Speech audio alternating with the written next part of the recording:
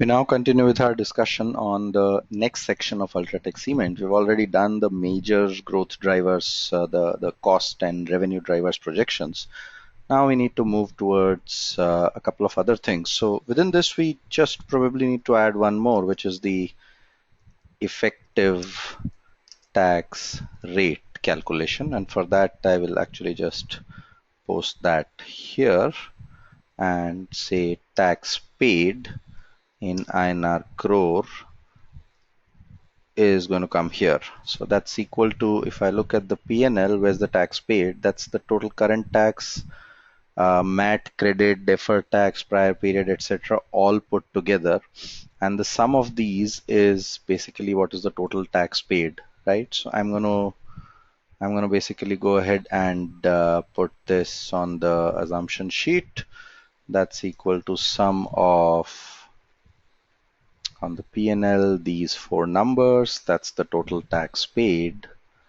We already know what the profit before tax is, so I can calculate an effective tax rate by this divided by my profit before tax, which is 3825, right? So that's the number we get, right? Is that the number? 3825, yeah.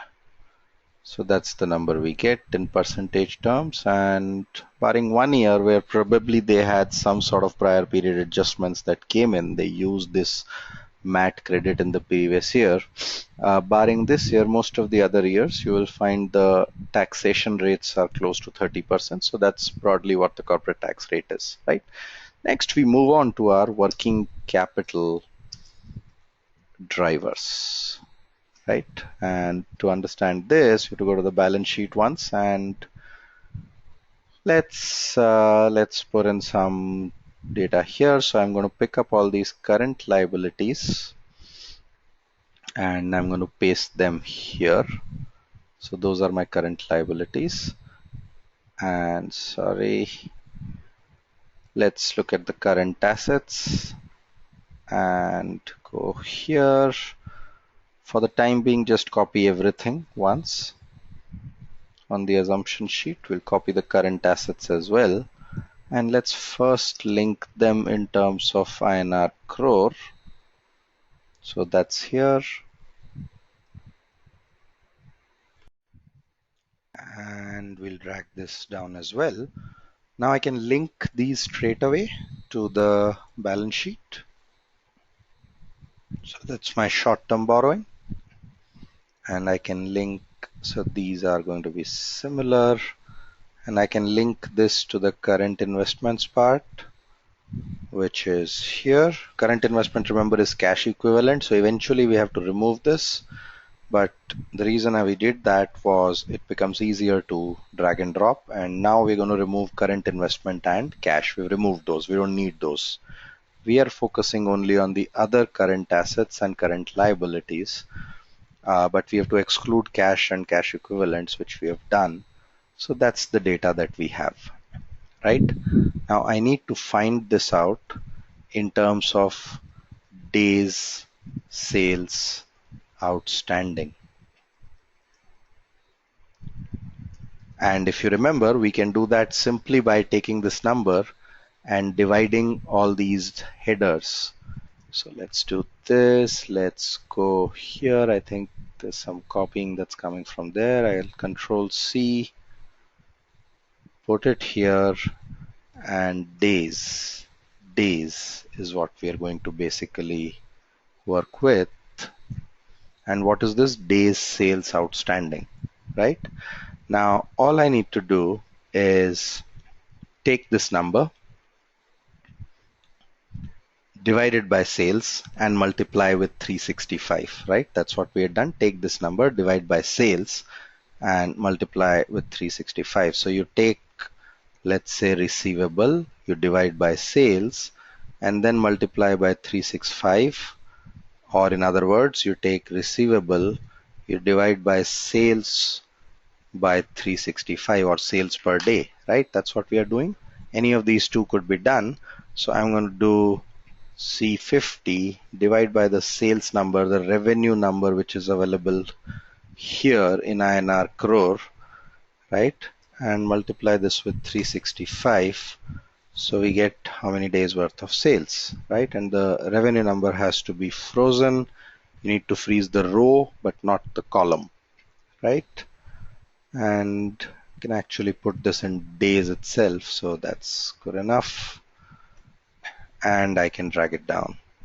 So for some reason, the company has increased, for example, what the short-term borrowings are. Some of these numbers are extremely stable. So you look at inventories, that's about 1 month worth of 1 month worth of sales is outstanding as inventory. Your trade receivables, which is close to about half a month to 20 days. And then you have some other short-term, etc., which is kind of constant. Short-term provisions are constant. Other current liabilities has gone up dramatically. So these are some of the numbers we want to check as to what has happened. What's happening with other current liabilities? What's happening with trade payables? What's happening with short-term borrowings? Why are these numbers changing so much, right? If we go here, we look at short-term borrowing going up big time, right? What's causing that? And other current liabilities going up big time. What is causing that? Trade payables are actually going down. So we also need to understand what's going there. Where do we find this data? We'll find this data again in the annual report.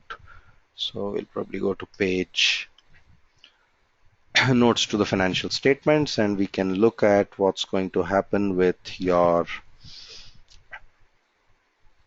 provision short-term borrowings, right? So short-term borrowings have gone up over the last 4 years.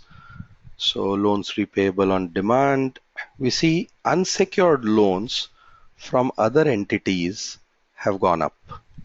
These unsecured loans from others has gone up dramatically in this year. And that's one of the things. Trade payables are kind of constant here.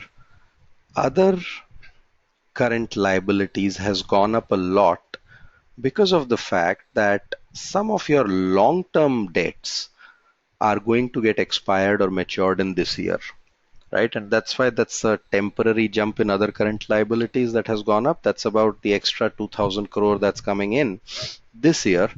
And probably that 900 crore of last year is also because of that. So if you look at the other current liabilities portion, the jump is probably 1,000 crore here and another 2,000 crore here because of long-term debt being repaid in that year. So that resolves one of our issues in terms of our total data. And short-term borrowings have gone up because of unsecured loans that the company has raised.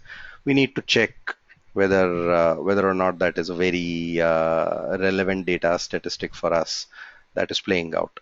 We can look at trade payables, and for this it might be useful to look at one of the previous year reports as well. So let's go to the 2015 annual report if we get that.